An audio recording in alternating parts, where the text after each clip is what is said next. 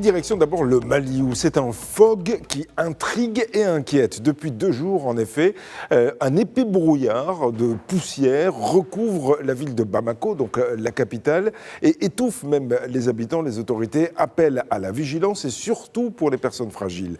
Mohamed Danyoko est à Bamako pour Média TV.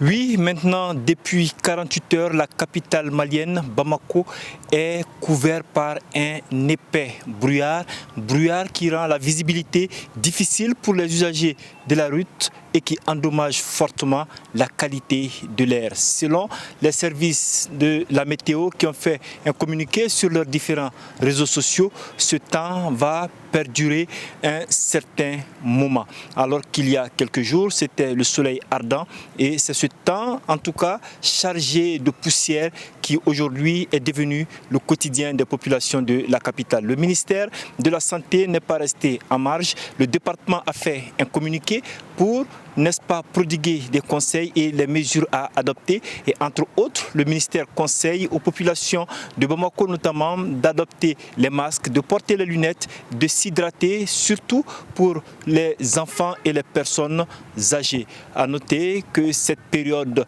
de brouillard intervient à quelques 72 heures, voire 48 heures du début du mois sacré de Ramadan, ici au Mali. Mohamed Danyoko pour Média TV au Mali. En Guinée, la lutte contre l'insalubrité passe à la vitesse supérieure avec le déploiement d'une brigade spéciale chargée de traquer et bien sûr aussi d'éliminer les points noirs sur la voie publique. Idrissa Cissé est à Conakry pour Média TV. La mise en place de la brigade verte, c'est le nouveau souffle que Conakry attendait pour devenir une ville plus propre et plus verte. Cette initiative ambitieuse vise à renforcer la salubrité urbaine, à améliorer la gestion des déchets et à protéger les ressources naturelles. Une équipe va sensibiliser les habitants à préserver l'environnement et constater les situations non conformes. Le délai accordé pour se conformer aux règles prend fin à la fin du mois de février. Passé donc ce terme, tout manquement sera sanctionné conformément à la réglementation en vigueur, notamment par l'imposition d'une amende. Cette initiative, soutenue par le ministère de l'Assainissement, de l'Hydraulique et des Hydrocarbures, vise à pérenniser la propreté, la gestion durable dans les zones urbaines et rurales. Au-delà de la contrainte légale, cette opération vise à promouvoir une véritable culture de la salubrité fondée sur la conscience collective, le respect de l'espace public et la protection de la santé de tous. La problématique de l'insalubrité à Conakry demeure un défi majeur, surtout à Conakry.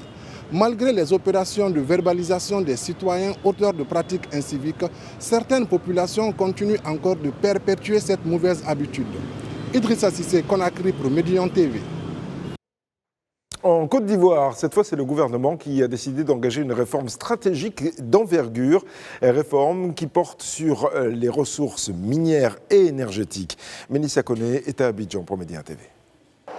Ici en Côte d'Ivoire, le gouvernement ivoirien a mis en place la politique intégrée des ressources minières et de l'énergie PIRMA, un plan colossal de 38 milliards de francs CFA d'ici à 2040 visant à faire de la Côte d'Ivoire un géant africain du secteur, lancé par le ministre des Mines, du Pétrole et de l'Énergie, Mamadou Sangafoua Koulibaly. Cette stratégie s'élève à près de 11 milliards de francs CFA investis dans le minier d'ici 2040 et s'appuie sur la valorisation des minerais, or, nickel, coltan et l'augmentation des capacités énergétiques.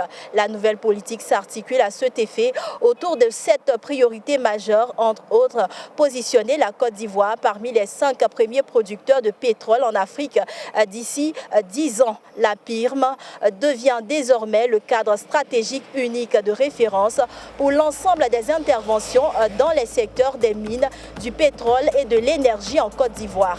Mélissa Koné pour Média TV, Abidjan, Côte d'Ivoire.